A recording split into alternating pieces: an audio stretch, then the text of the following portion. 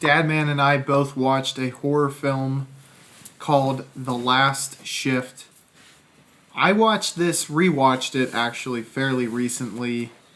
It's not one that I have super strong feelings about, though it is a bit polarizing where some people kind of think it is an indie movie, so like a cheap, don't think much of it, but I think it does enough right to actually be a good movie.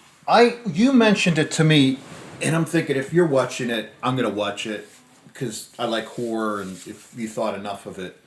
And then I said, hey, I saw this movie. I remember it, okay? Mm-hmm. So I'm not like super fresh on all the details. I do want to say that movie creeped me out.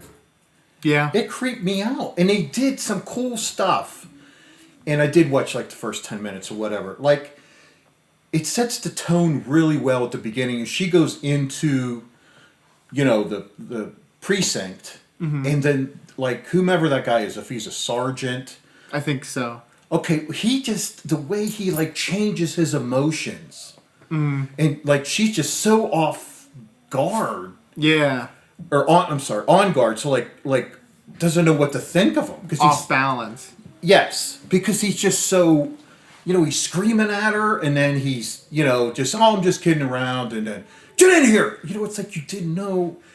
And that's good. I think when you want to do a movie like that, you have things that are not the normal course of things. Like, that was just perfect, the way they did that. Mm-hmm. That actor, the way he looked and all that stuff. Now, I'm going to ask you some questions about it, because I don't remember. I remember there was a cult involved and stuff like that. Yeah, which is like the main squeeze of the movie. So no, that particular character, was he alive, or was he what was his situation? He was real. Yeah, he really was the sergeant, and he becomes a very major character at the very end. Okay. There's a shooting at the end, because there's not confusion, but whatever. But what really kicked my ass watching that movie was the guy whose the back of his head was missing. Yes, that was such a good. Blew me away. Yeah, and I think it's probably been done before. Something where it's like you're talking to someone only to find out they're a ghost or whatever. Absolutely, it's been done before, but that was probably one of the best ways I've ever seen it done. The best reveal, yeah. Absolutely. Because I don't know, you just felt something wasn't quite right, but he was friendly to her, and she was really having a difficult time. Yeah. She keeps getting phone calls, and, and it's like, hey, I'm not supposed to get any phone calls. Well, I really like the combination, because it's at a precinct where you kind of get some true crime aspects mixed with the paranormal, not paranoia. That is super cool. I like that a lot. Yeah. Because you get like a Charlie Manson type family thing mixed with Satanism, and how that ultimately is like, hey, they like created a portal to hell, seemingly.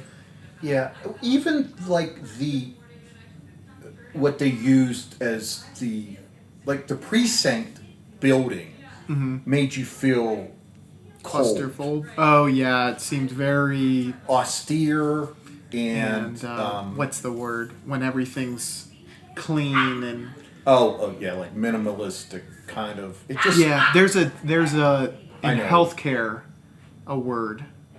Urine is this. Sterile? Sterile. Yeah.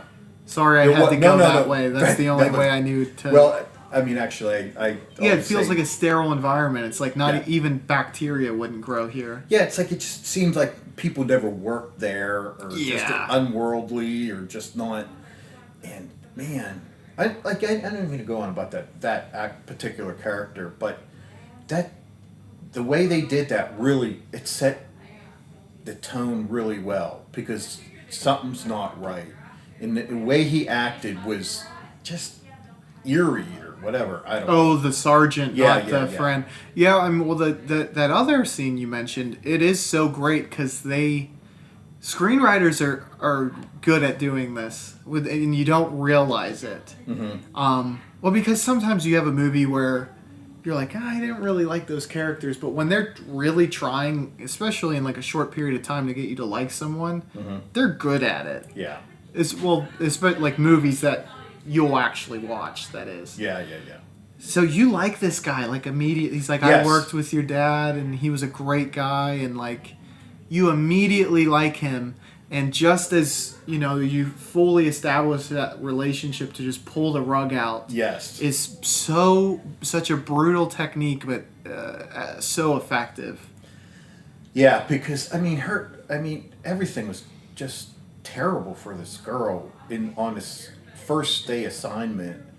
And you're right, and he was comforting and trustworthy, and she felt more grounded, and and then, does she ever know that he's not? Well, once she sees that, yes. She saw the back of the head. Okay. And then there's crime scene photos that show, that happened while in a shootout with the Payman family. Okay. And that's cool. They do a really cool thing where there's because I mentioned the crime scene photos, she falls to the ground, and then she sees there's 6 crime scene photos scattered in front of her. The photos themselves, they zoom in on them, and that was the only mistake I think they made with that, because then you can see that they are it's very obviously doctored, and it doesn't even look particularly good. If they would have just stayed zoomed out on that so you can't actually examine the detail. Yeah. And then they do something that's even cooler. It's just literally the hallway is lined with perfectly organized photos. They're perfectly in line and column. Yes. Yeah. Where it's what the fuck is going on? I call to quit. 'Cause I don't want to quit and leave this place completely on its own, but I don't want to be here, and I don't want to be a cop anymore. Well, she called the sergeant, and he's like, you're fired if you leave. Yeah.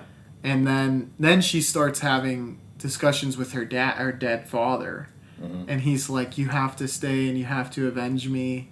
So it's just the building is really pulling on her heartstrings, which is unfortunate, but it's good for us because it makes the ending as good as it is. Right. No, she kills everybody, right? Is that what happens? So the hazmat people were set to come there at a certain time, and it coincides with when she's full-blown hallucinating. Yeah. And she thinks that they're Payman family survivors or whatever, people that weren't brought in, and she kills them all. And then the sergeant has to shoot her to get her to...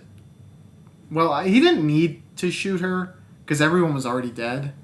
But the one guy was pleading, don't shoot me, I'm not... What are you doing?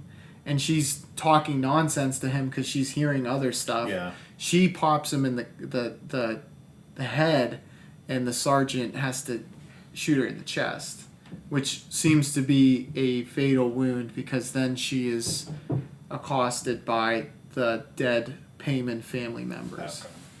Okay. That was a cool ending, but also when you see the Payman family, they're on TVs when you first get introduced to them, and then you see them with the bags over their head, and the main guy has a what's it called, the satanic star, pentagram. A pentagram on his face. That makeup's super cool. Yeah. He looks very demonic with that makeup on. Yeah. So I was a fan of all that. Pretty good jump scares if you're into that type of thing. Well, and there's movies that just that's all it is. Yeah. And this one, boy, I always talk about mood, and to me, I don't know, that's the essence of good horror, and I just thought there was mood in that movie. Just like I said, the building itself, and it was creepy, and I really I wonder if they've done other things, because I like that. So, and I don't want to get the name of the movie wrong. That director did a non-indie budget version of Last Shift, and it is unanimously, it's called Malum. Same plot, 2023. It's not available on streaming. No, it's on Shudder. It's on AMC Plus, Stars. Anywho, it's got a lower rating than Last Shift, and a lot of the reviews are like, you did the same movie, just worse, with a better budget. Unfortunate. It's Anthony DiBlasi is the name of the director. Okay. Well, I think it's hard to kind of recreate that. Yeah. So maybe his third, if he had a third offering. I mean, the indie budget. I mean, there was nothing lacking in the fact that it was. I think, well, he does have a decent amount of films. Maybe I'll check out some of the other ones, but at least his most recent film is Malum, and unfortunately he didn't knock it out of the park. The hard thing, I don't know what all you would really improve with more of a budget.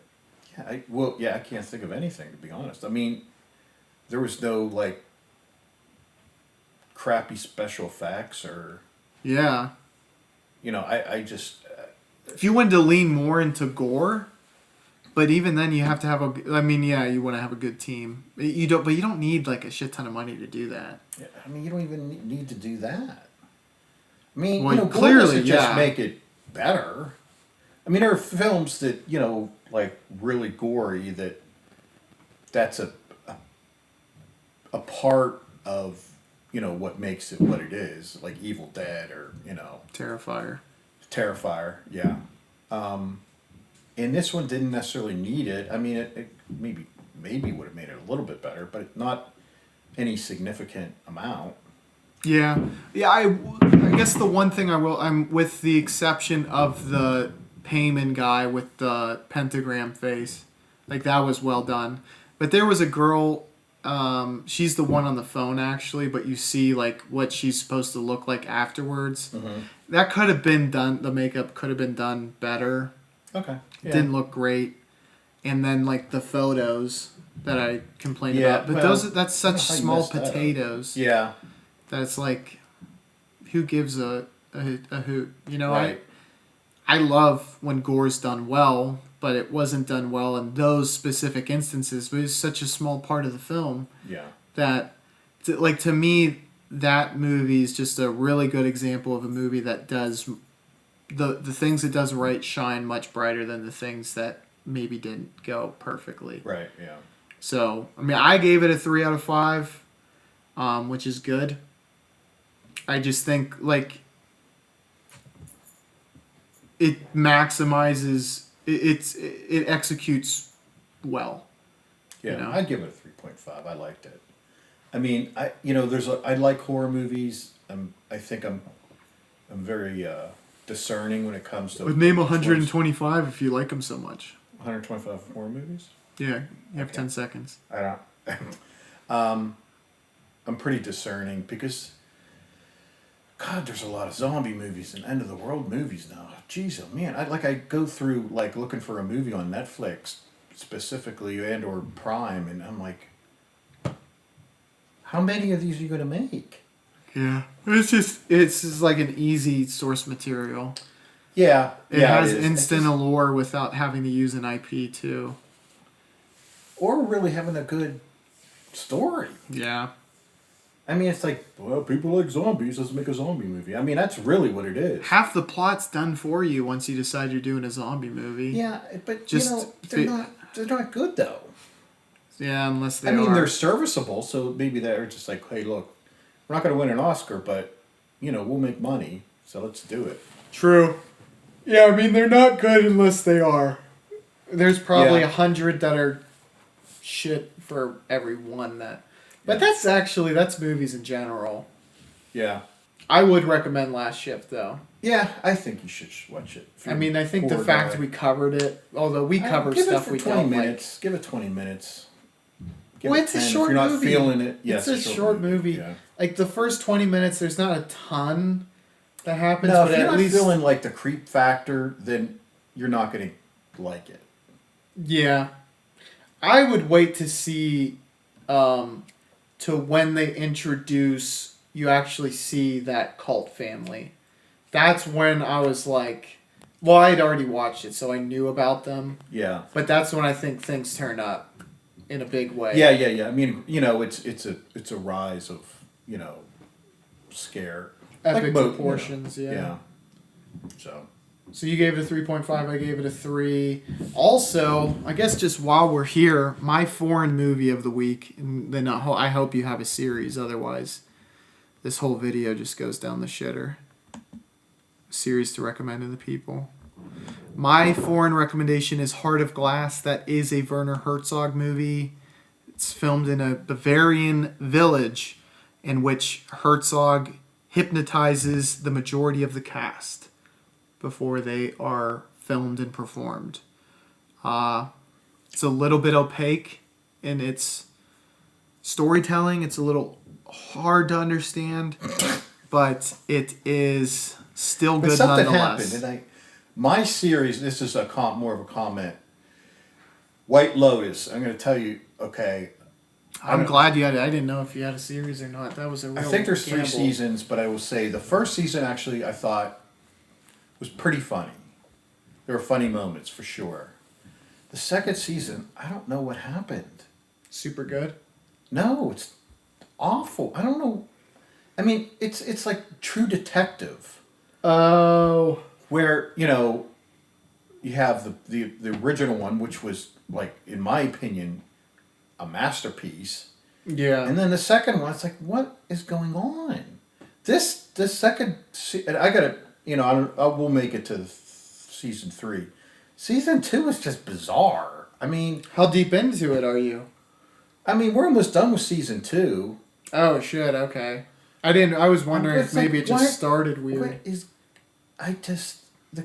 I don't understand it. It's just dumb. And the first one was good. Look what they did to my boy. Godfather. Yeah, I know what that's from. Did he say that? Yeah, when they killed James Caan. Oh, yeah. Look what they did to my boy. They didn't like him. They took care of Sonny. That's for sure. How? Did they just shoot him a bunch? At a like a turnstile. Oh, like money. going through to the subway or something? No. To the turnpike. He was in a car. Oh, a toll booth? Toll booth, yeah. Okay. Yeah. You said turnstile. A turnstile, isn't that like one of those... yeah, I know. I made that would be for a subway, though. Would it not? They don't. Yes, it would be. Okay. You got snippy first. I didn't get snippy. No, not a subway. Anywho, thank you all for joining us. And thanks, guys. Subscribe. Human Fund. Pay us money now. Bye.